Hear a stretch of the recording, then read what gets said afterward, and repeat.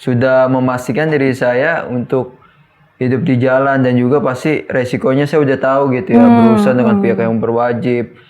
Dan nggak tahu kenapa itu jadi suatu kebiasaan, dan juga udah satu nggak hal yang mengagetkan buat saya gitu. Ketika saya melakukan itu ya saya ditangkap, ya udah resiko saya gitu.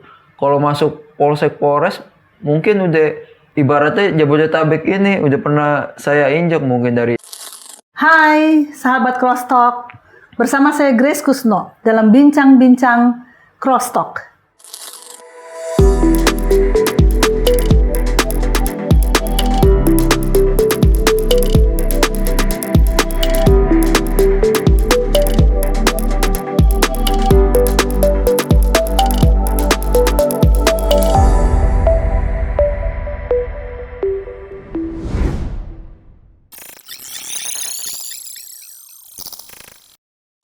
Kali ini bersama sebuah pribadi yang sungguh-sungguh mengasihi Tuhan, tapi memiliki masa lalu yang sangat kelam dalam kehidupannya. Sahabat Crosstalk, Kolose 3 ayat 21 berbunyi, "Hai bapak-bapak, janganlah sakiti hati anak-anakmu, supaya jangan tawar hatinya."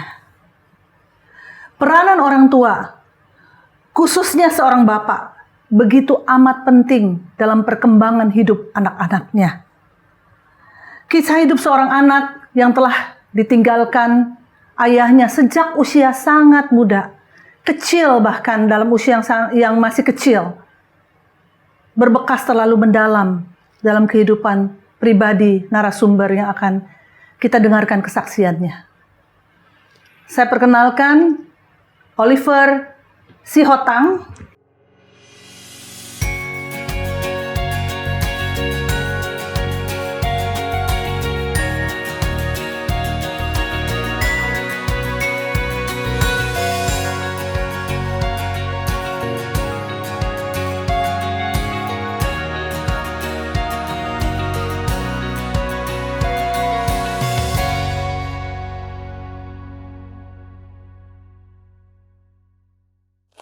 Hai Kak Grace. Hai, yang telah bersedia menjadi narasumber. Siap Kak Ya Grace. Oliver, luar biasa kami mendengar kesaksian tentang Oliver. Ya Puji mungkin Tuhan. belum pernah ya masuk talk show seperti ini. Belum Pernah ya, pertama kali. pertama kali. Tapi kami mendengar kehidupannya Oliver tuh sangat luar biasa loh. Jadi mari berbagi supaya sahabat Crosstalk bisa belajar banyak bahwa kehidupan masa lalu kita bukan yang menentukan masa depan kita. Amin. Amin ya. Oke. Oliver, saya sangat tersentuh saat mendengar masa kecilnya Oliver ya. Boleh tolong ceritakan. Sebenarnya tersentuh oleh karena pahit banget gitu kalau saya dengar gitu ya Oliver ya. Bagaimana hubungan dengan papa? Papa meninggalkan keluarga di usia berapa gitu? Apa yang papa lakukan sampai begitu berbekas di dalam kehidupan Oliver? Saya ceritakan dulu kisah berapa saya bersaudara gitu. Boleh. Saya 4 bersaudara, dan saya sudah terpisah dari kecil dari abang saya yang nomor pertama, saya nomor kedua, dan saya punya adik 2. Abang saya diasuh sama opungnya, dan saya di situ hidup dan mengetahui bahwa ayah saya mempunyai istri simpanan, dan itu punya pasangan lagi di luar mama saya. Oh, oke. Nah, Oke. dan kehidupan saya pun berempat itu sangat berempat, saya, ibu saya, dan adik-adik saya. Dan ketika itu bapak saya jarang pulang gitu ya. Ya saya pikir sih karena sibuk kerja apa gimana ya. Tapi usia saya bukan masih kecil lagi yang nggak ngerti, nggak tahu apa-apa. Tapi saya sudah mengetahui gitu. Itu kira-kira umur antara 7 atau 8 lah. Pokoknya sekitar segitulah ya. Dan ibu saya jarang dikasih nafkah, jarang pulang, dan juga ibu saya berjuang sendiri gitu ya. Apakah sampai terjadi KDRT dalam rumah tangga nggak? KDRT itu sering sekali saya lihat, tapi ibu saya menyembunyikannya gitu ya. Ya dia bilang jatuh dari mobil lah, apa dari. Sewaktu ketika papa saya pulang dan ngomong. Nah itu saya sangat marah sekali ya. Walaupun saya masih kecil, nggak berbuat apa-apa, tapi saya marah gitu. Ketika ibu saya tanya, kenapa? Waktu itu berdarah kan, ngomong jatuh dari mobil. Pas ayah saya bilang, bohong itu ayah pukuli. Dalam hati saya ada sedikit rasa marah gitu, tapi saya masih kecil. Ya udah itu menurut saya urusan Tapi mereka yang berbekas para dalam dewasa. Oh sangat berbekas ya. sangat. Nah, ibu saya kan bekerja di satu ini ya tempat inang-inang di Senen gitu, jaga kayak baju-baju bekas gitu punya orang yang diobral di meja gitu kan, yang dijual 1.000 atau 2.000 atau gitu kan. Loh, jadi ayah itu tidak memberi nafkah sama sekali untuk keluarga? Memberi nafkah kayaknya memberi, tapi nggak kayak orang-orang suami yang normal gitu. Artinya seingatnya aja. Karena menurut dia prioritas pertama udah bukan keluarga lagi. Tapi simpenannya itu. Nah itu karena dia lebih banyak waktunya di simpanan itu daripada di kita. Nah itu terus terulang, bahkan kita pun anak-anaknya sering dipukulin gitu ya. Saya sendiri pun ngelihat sosok ayah saya seperti sosok yang mengerikan buat saya gitu. Dengan arti kata ngelihat suara kendaraannya, saya pun langsung kalau takut. bisa saya nggak bisa menghindari untuk ketemu dia gitu. Saya sembunyi di mana kayak di kolong kayak, karena satu ketika ada pernah kejadian saya nyetel TV, tombolnya cuma masuk ke dalam itu doang, nggak bisa keluar lagi. Di mindset saya, wah saya pasti sapu lidi apa gesper melayang ini ke badan saya. Kalau bisa saya pura-pura tidur aja gitu kan, nggak dengar suara motor radiator. Kan motornya zaman dulu kayak air-racking tapi bukan air-racking, kayak suaranya udah jelas banget kalau dari kejauhan kan tet. Seperti saya tidur, ayah nih pulang nih. Kalau bisa saya sembunyi gitu kan. Jadi sosok yang mengerikan buat saya gitu kan. Nah, dan di mindset saya yang saya udah tanamkan, ya udah saya hidup berempat, saya udah nggak punya ayah lagi gitu. Itu udah orang lain buat saya gitu kan. Sudah keluar dari hidupnya Oliver ya. Jadi dianggap aja udah nggak punya bapak begitu ya. Oke, dan satu kali memang tidak pulang sama sekali atau tiap kali begitu? Selalu ntar pulang, ntar pergi lagi, ntar pulang pergi lagi? Ya suka-sukanya aja. Suka-suka ya? Agresi ya. Kalau dia mau pulang, pulang. Kalau dia nggak mau pulang, nggak mau pulang. Jadi cerita berlanjut sehingga ibunya Oliver harus mencari uang sendiri ya. Kerja jadi ibu inang-inang di pasar mana? Pasar Senen. Impres Senen. Pasar Impres Senen. Nah itu saya dengar ada cukup terenyuh sekali hati saya mendengarnya. Katanya untuk memberi makan anak-anaknya pun, bagaimana kejadiannya tuh, Oliver? Mama harus... Oh iya. Jadi waktu itu nggak tahu ya, saya kan masih posisi anak-anak, karena kan itu tugas orang tua sebenarnya ya. Nah, mungkin ibu saya nggak ada duit dan ayah saya pun udah nggak pulang-pulang gitu kan. Gimana ini cara anak saya bisa makan? Mungkin menurut orang tua saya gitu ya. Dan segala cara ya dilakuin, tapi masih yang positif, halal gitu ya.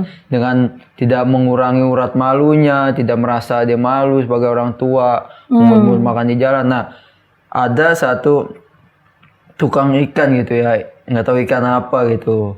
Nah, itu dipintalah pala ikan itu, dapat satu kantong plastik gede, bukan yang kecil, ukuran gede, dibawa pulang.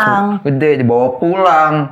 Nah kita sebagai anak ya emang saya tidak kurangin, tidak lebihin ya. Saya pun jarang makan enak gitu ketika saya dilepas dari orang tua gitu ya. Makan enak jarang gitu. Ketika lihat makanan enak berbentuk ikan pala itu udah seneng banget, karena orang tua bawa ikan pala kan, makan apa tuh? Kan saya manggil kan, kalau ayah saya manggil ayah gitu. Apa tuh mah katanya?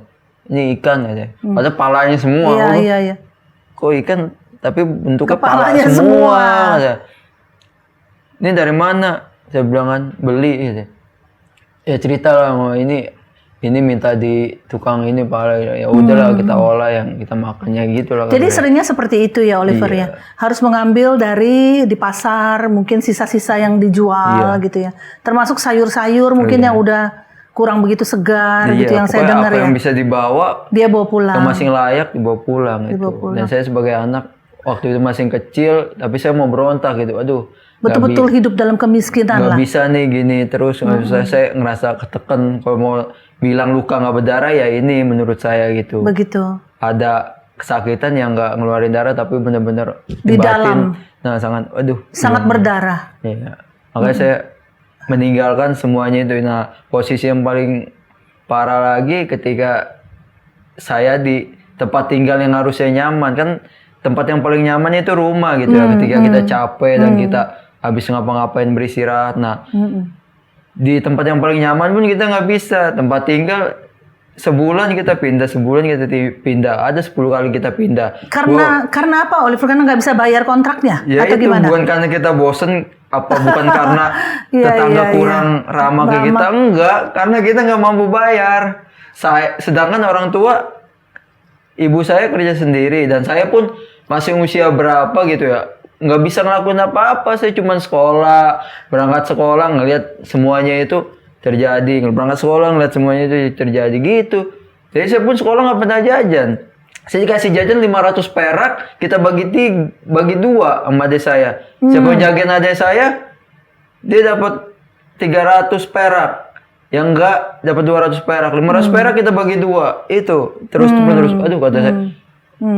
Ini kayaknya dunia Kehidupan kejam. seperti apa Iya, dunia ini kejam gitu. banget. Iya. Menurut saya kan kepada Tidak ada keluarga, ayah atau ibu yang berbelas kasihan membantu waktu itu? Enggak, jadi posisinya kalau sekarang sih saya dengar mereka waktu itu nyari-nyariin kita gitu. Tapi ya nggak tahu lah, mungkin kata mereka kan. Tapi emang dasarnya kita hidup ya kita-kita aja. Kita yang berempat, kita terus gimana pun. Kepahitan melihat itu akhirnya membuat Oliver jatuh dalam tindakan yang bisa dikategorikan kriminal ya. Kriminal demi kriminal gitu, kejahatan demi kejahatan ya. Awalnya jadi nggak kriminal kita Kak Grace. Jadi saya pertama itu habis pulang sekolah saya nongkrong di jalan gitu. Saya ngelihat dari kejauhan gitu kan ada lampu merah di jalan Satu Perintis.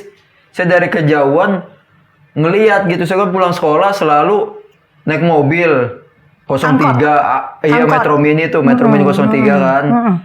Begitu saya pulang, saya ngeliat dari kejauhan nih. Waktu itu kan ada orang ngamen yang pakai botol apa tuh yang diketok-ketok terus jadi krecekan kan. Iya, betul.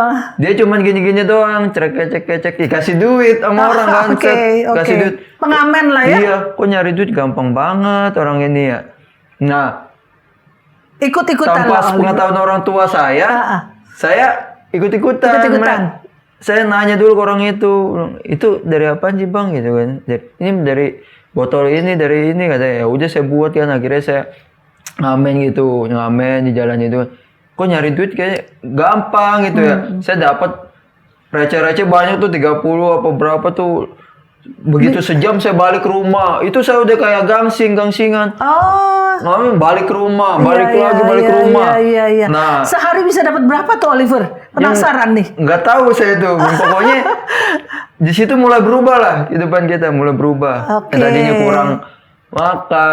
kurang makan enak, terus tempat tinggal yang selalu pindah-pindah, tapi sekarang udah netep gitu ya. Netep ya. Nah, dan itu pun nggak boleh sama ibu saya, sama orang tua saya. Ketika saya ketahuan ada diobrak-abrik kan sama orang tua, sering ngecek apa-apa kan gitu kan.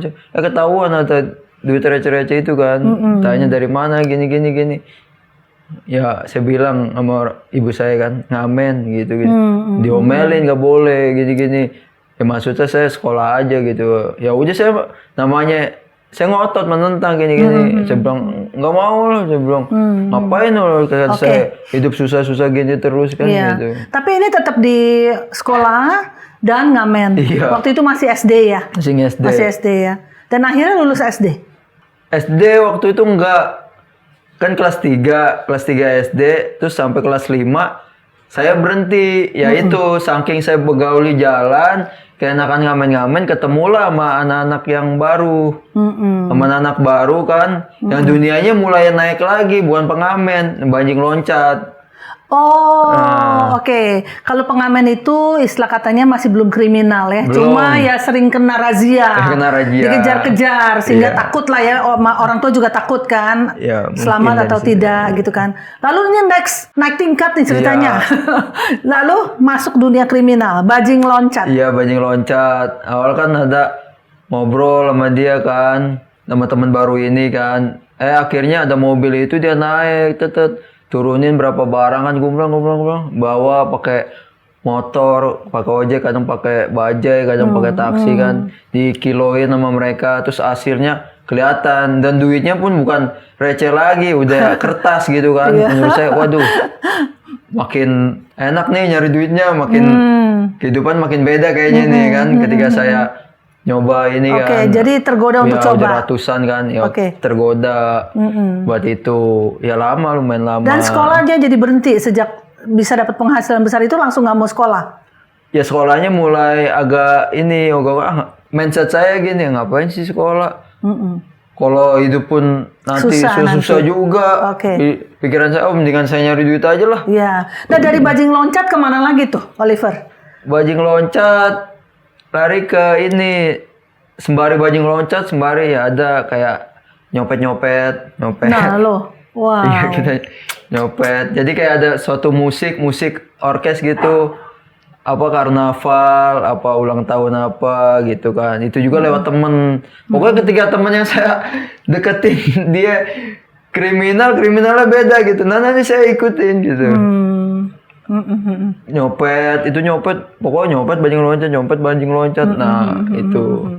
Ya, pokoknya makin meluas lagi, habis nyopet ya kita kenal teman lagi, congkel spion. Waduh. Nah, kenal teman lagi ya kita jambret. Gitu. Pokoknya yang menghasilkan lebih diikuti lah ya. Oh kriminal sejenis apapun kayaknya udah dari penodongan udah pokoknya. Apakah termasuk narkoba?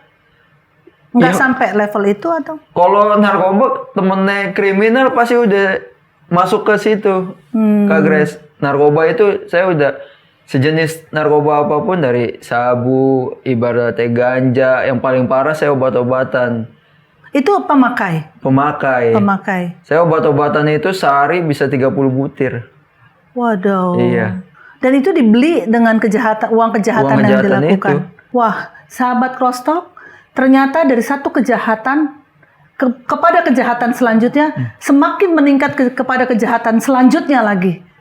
Dan itu dimulai dari pergaulan yang salah. Memang firman Tuhan berkata, pergaulan yang buruk merusakkan kebiasaan yang baik. Karena itu, berhati-hatilah sahabat Crosstalk. Kita dengarkan lebih lanjut ya. Oke, gimana Oliver? Jadi sampai kepada jadi pemakai berarti udah terikat juga dong ya seperti itu. Berarti udah berapa kali tuh kena razia dan ditangkap oleh polisi. Semuanya kan boleh dikatakan kriminal ya, kecuali kecek-kecek ngamen. Iya. Gimana pengalamannya? Pengalaman ya pasti sangat ekstrim ya, Kak Grace. Karena setiap kita kejahatannya, saya pun sudah memastikan diri saya untuk hidup di jalan, dan juga pasti resikonya saya udah tahu gitu ya, berurusan dengan pihak yang berwajib. Dan nggak tahu kenapa itu jadi suatu kebiasaan, dan juga udah hal yang mengagetkan buat saya gitu. Ketika saya melakukan itu ya saya ditangkap, ya udah resiko saya gitu. Ya jadi hal yang udah nggak aneh lah buat saya. Kalau ketangkap itu ya, kalau masuk polsek Polres mungkin udah satu, ibaratnya Jabodetabek ini udah pernah saya injak, mungkin dari Polda Metro, terus Polres Jakarta Barat, Polsek Tanah Abang, Polsek Jatinegara, Kelapa Gading, Jakarta Pusat, Pulau Gadung. Jadi maksudnya Oliver tuh melakukan kejahatan di seputar Jakarta ya, pindah-pindah tempat dan tiap kali ditangkap. Jabodetabek. Iya. Oh. Jakarta Selatan Barat. Jadi pengalamannya untuk ditahan di Polres dan Polda setempat banyak sekali ya. Banyak sekali Oliver. Dan itu tidak menimbulkan ketakutan. Tadi ada satu statement yang menurut saya sesuatu yang wow. Oliver mengatakan dia sudah mengambil keputusan untuk hidup di dunia tersebut dan mengambil resikonya. Ternyata sebuah keputusan itu sungguh-sungguh berefek yang sangat besar ya dalam kehidupan setiap orang. Nah, jadi Oliver udah keputusan itu berarti saya sampai mati juga nggak apa-apa lah, begini terus begitu ya. Asalnya seperti itu. Sudah bertekad begitu. Itu udah di dalam hati saya, karena menurut saya dari kecil terus sampai di titik ini udah berapa tahun, menurut saya udah nggak ada jalan yang lain lagi yang harus saya lakuin. Ya udah, ini udah patokan, udah terakhir pokoknya. Dan saya udah memastikan ya kayaknya kalau nggak saya mati di tangan orang, mati di peluru, kayak saya bilang. Karena udah ini jalan cerita saya menurut saya gitu kan. Ya, Lah oke. Memangnya Oliver selama ini belum mengenal Tuhan secara pribadi, masih kecilnya orang tua kan Kristen ya sebetulnya ya. Kita terlepas dari bagaimana mereka dalam hidup mereka masing-masing, sikap ataupun keputusan ataupun perbuatan mereka, tapi sebetulnya secara agama mereka Kristen ya. Kristen kan. Jadi Oliver masuk sekolah minggu pernah? Masuk sekolah minggu. Masuk. Tapi ya karena ikut orang tua. Ya ikut-ikut aja karena waktu itu saya Kristen ya, karena saya Kristen saya harus beribadah. Gitu. Itu aja yang itu aja. Jadi lebih kepada tradisi. Tradisi. Bukan karena mengenal Tuhan, lebih kepada rutinitas. Oke.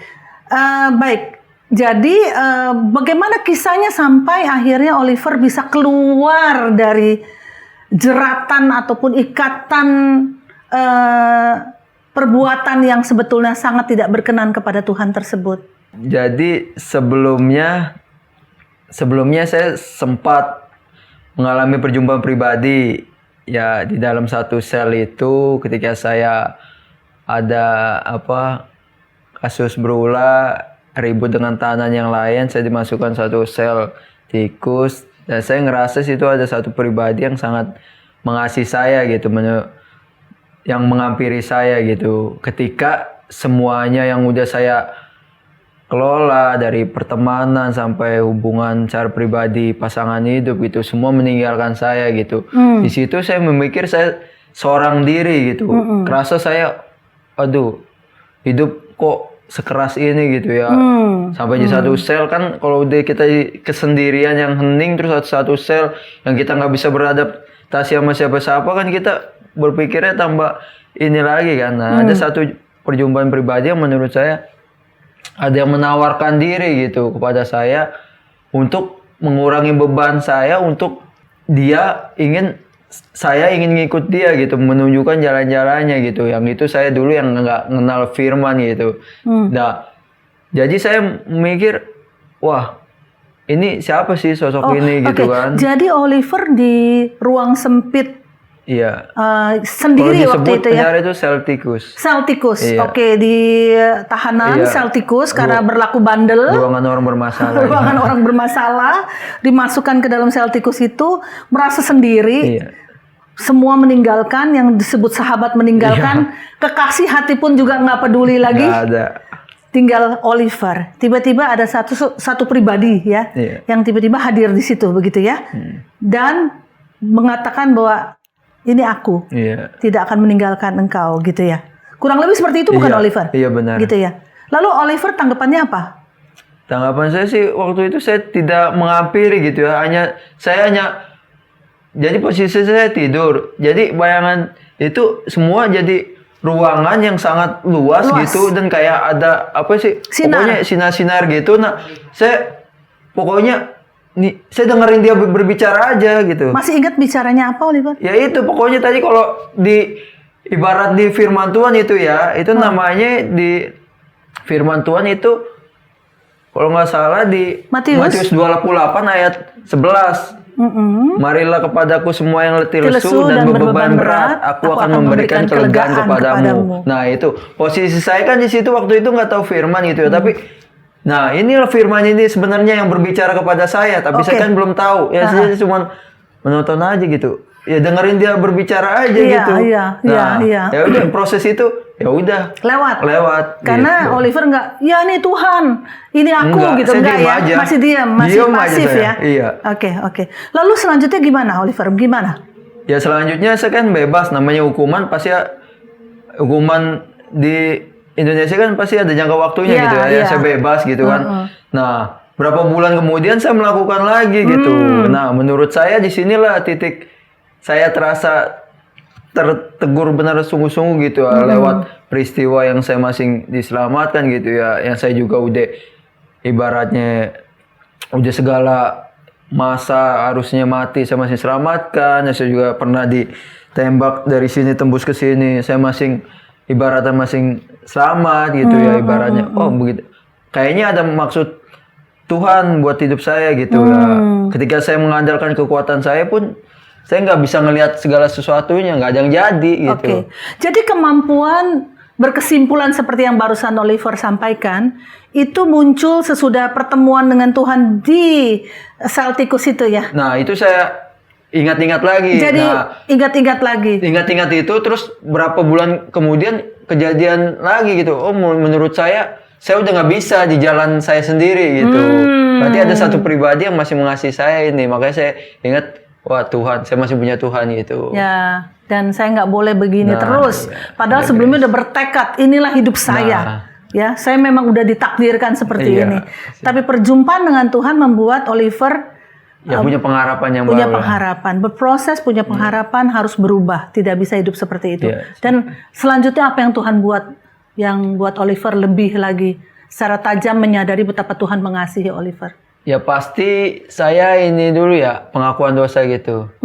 Ya, pengakuan dosa gitu. Maka saya mengakui dosa saya gitu, minta tuntunan Tuhan gitu, biar Tuhan yang memproses semuanya dari awal gitu. Oke. Nah, makanya ada ayatnya itu 1 Yohanes 1 ayat 9. Ya, katanya, akuilah dosamu di hadap Tuhan. Engkau mengaku dosamu, maka Ia Dia adalah akan mengampuni dosamu dan Dia akan menyucikanmu dari segala kejahatan. Nah, ya itu pertama yang proses yang saya ambil gitu.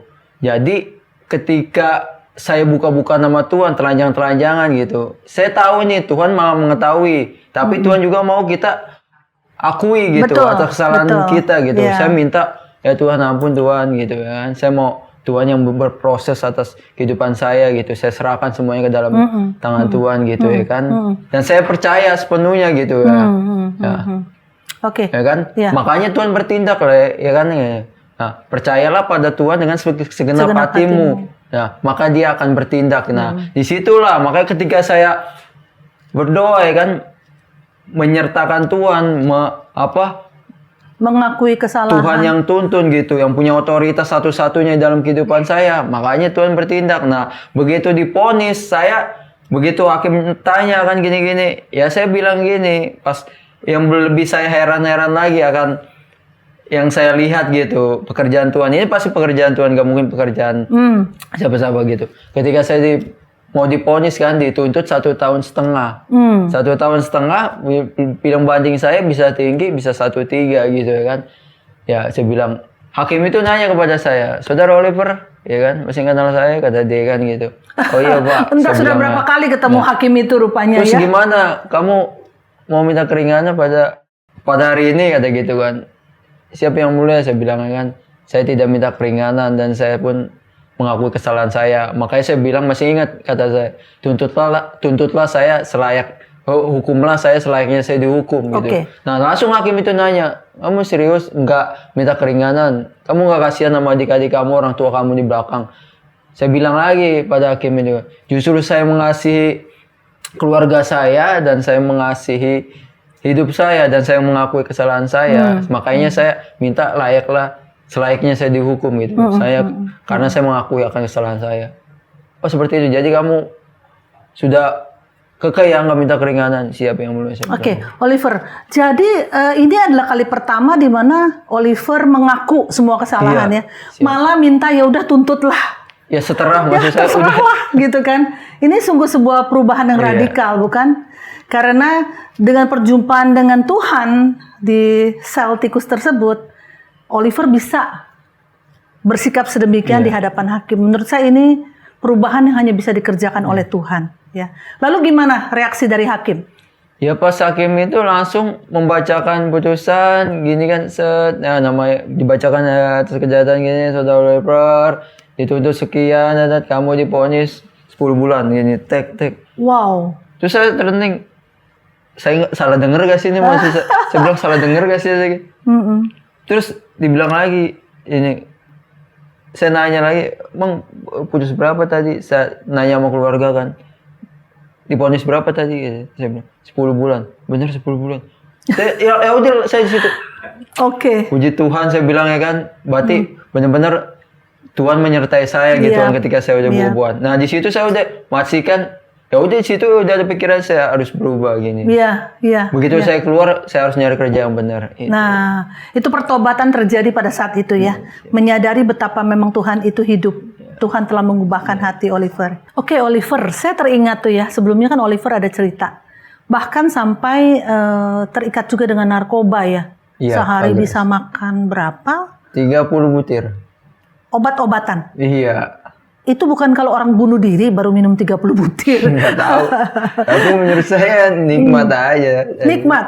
Ya, nikmatnya dalam arti katanya gini Kak Grace. Kehidupan saya udah sangat acak-acakan banget gitu ya. Gimana saya ngadepin buat hari esok itu saya nggak bisa mikir gitu.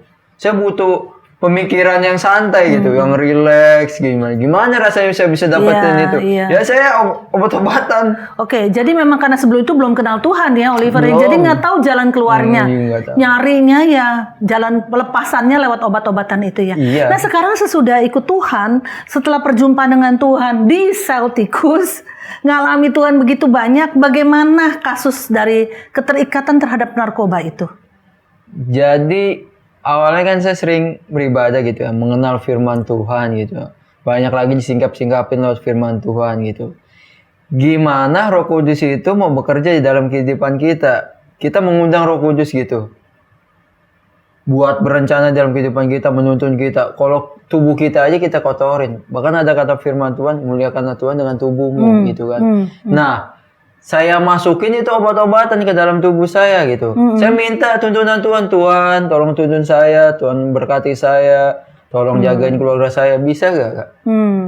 Nah, nggak bisa kan, mustahil kan gitu. Nah, saya berubah hikmatnya situ. Maka kalau ada yang kekurangan hikmat, mintalah kepada Tuhan sumber hikmat itu, kata Oke. ada firman Tuhan kan. Iya. Nah, itulah Tuhan memberikan hikmat. Makanya saya melihat barang-barang itu pun kayak udah satu kejijian gitu ya. Saya lepas gitu. Saya udah ibaratnya saya benar-benar total saya lepasin, saya udah nggak mau obat-obatan lagi. Emang ada efeknya, kayak saya meriang-meriang gitu, sampai menggigil kayak orang mau mati oke, gitu, oke. sampai jungkir-jungkiran balik di kasur gitu, sampai gini-gini, sampai bener-bener gak kuat gitu kan.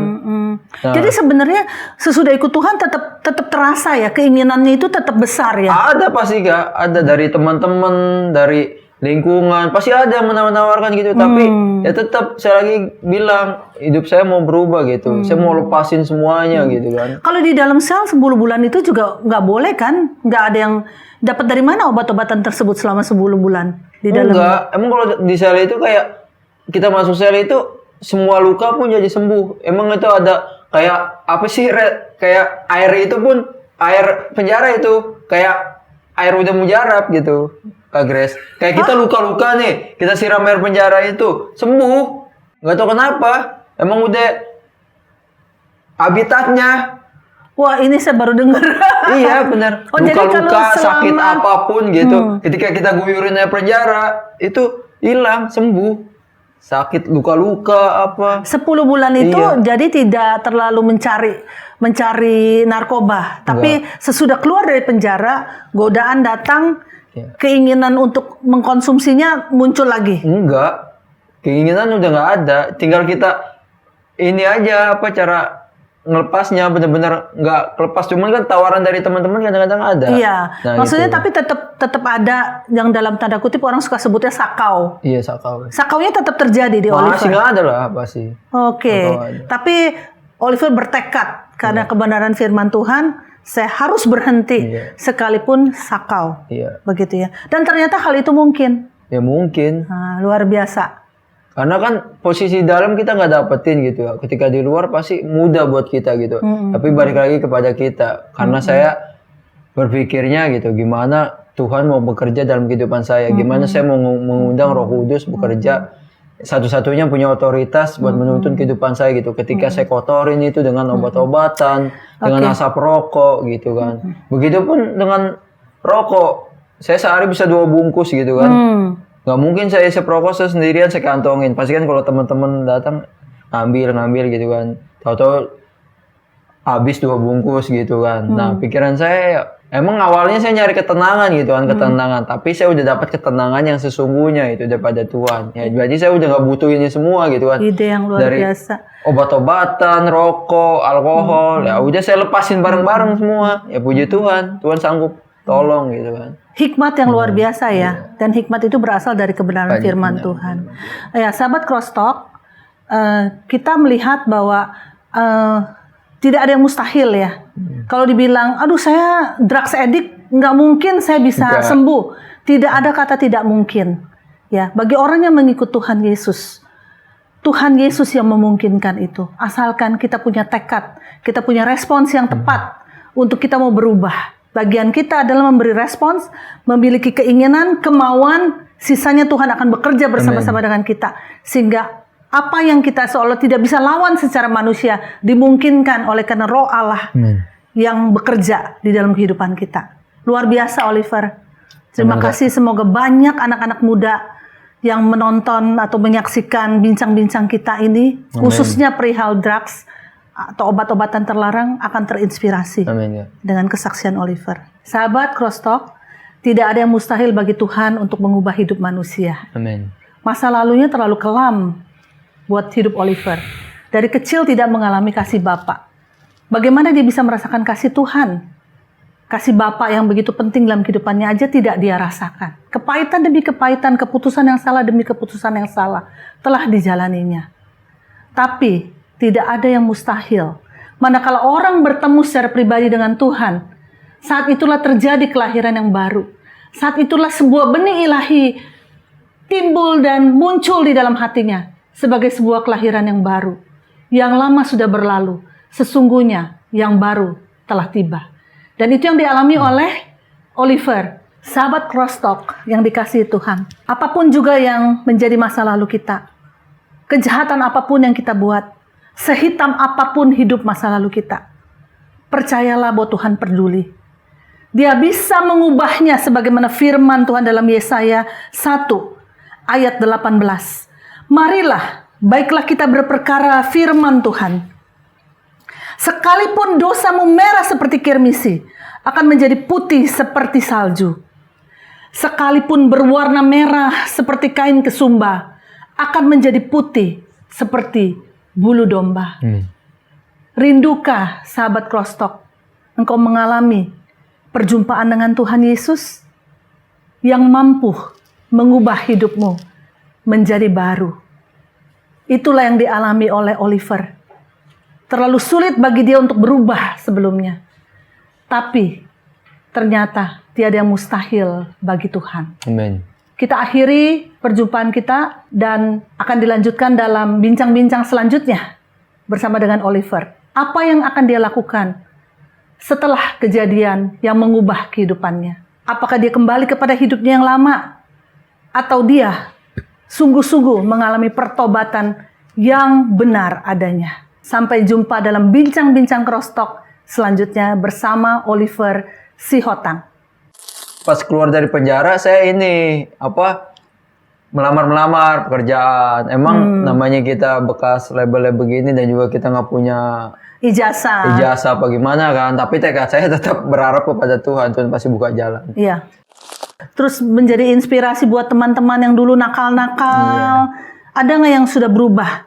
Ya itu pasti ada kayak. Karena niatnya saya kan saya mau jadi terang dan garamnya.